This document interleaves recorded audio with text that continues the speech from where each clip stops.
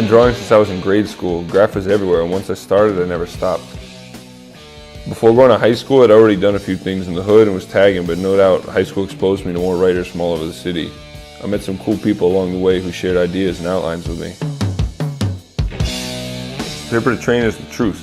If you can't transition, you'll never be a style writer, just a pretender.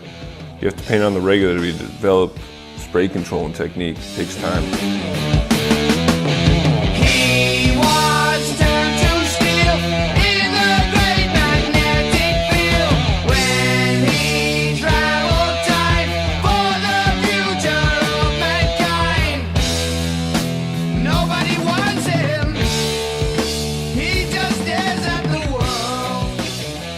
I would say the mid-'80s to mid-'90s were busiest for me. Mostly trains for me and some walls and rooftops. Lots of sleepless nights painting and catching pictures, and all the work and getting enough paint to do what you wanted.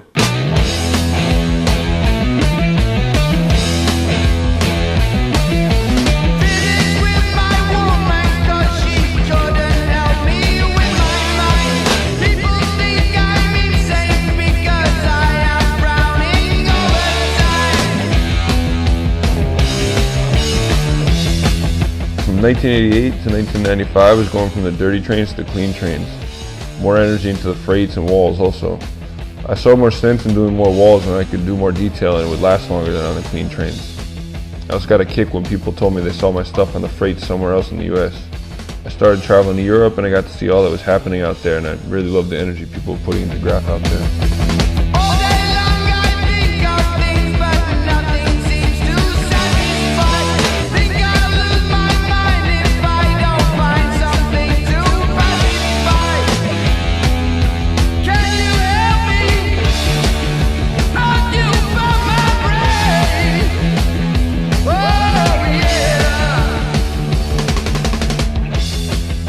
From 1995 to present day was a transitional time for me.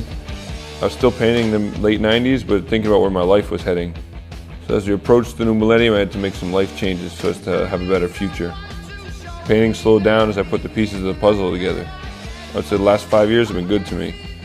I try and live a low-stress life and paint when I can and try staying creative. There's always room for improvement, so the saga continues. It's a very odd thing for me to have a book on my life's work. I usually just do my art and let that speak for me. I value my privacy and don't like a lot of people in my business. It was cool to go and meet some new people who are dedicated to the game and to see a few new places. It's good for inspiration. Y'all can keep the spotlight next time I come to visit. All you'll see will be a cloud of vapors. Peace.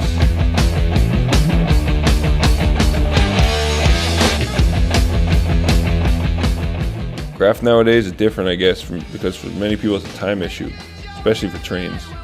Security is tighter in many places all over the world, and more often than not, you might have 20 minutes if you're lucky. That's why I think a lot of train pieces look simplified. As far as walls, I see all kinds of work from super detailed art to downright dirty and nasty.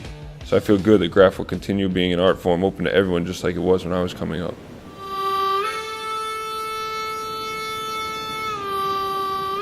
I get an influence, of course, from graph, but in general from all types of art, like surrealism, modern art, commercial art, comics, tattoo, etc.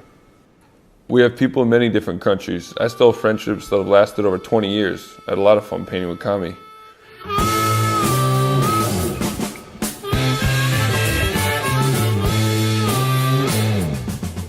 I think all writers that have been around for a while have developed kind of signature styles as this is me. Although there are those that into constant change, they would be in the minority because many people stick to whatever flavor they're comfortable with, but still has an element of challenge. I started doing characters in the mid-'80s and do them whenever the feeling is there and it fits with what I'm doing. I've painted with many different brands of paint, and what I see is that American paint is far behind Europe and other countries when it comes to art spray. Most of what we have here is still mostly for home and industry. The demand is here, but US companies don't see the potential, just don't care. All surfaces are good whenever you can get to them. I'm an equal opportunity offender. I paint nowadays because I enjoy it, so I don't make plans. I live life one day at a time and see what it brings.